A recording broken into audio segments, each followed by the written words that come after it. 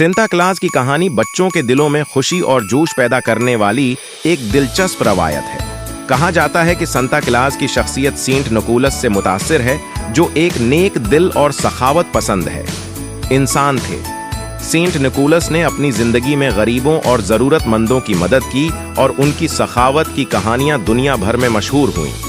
आज के जमाने में सेंटा क्लॉज को एक खुश मिजाज, सफेद दाढ़ी वाले बुजुर्ग के तौर पर दिखाया जाता है, जो सरख और सफेद लिबास पहनते हैं। कहानी के मुताबिक वो कुतुब शमाली में अपनी जादुई वर्कशॉप में अपने परियों के साथ तोहफे तैयार करते हैं।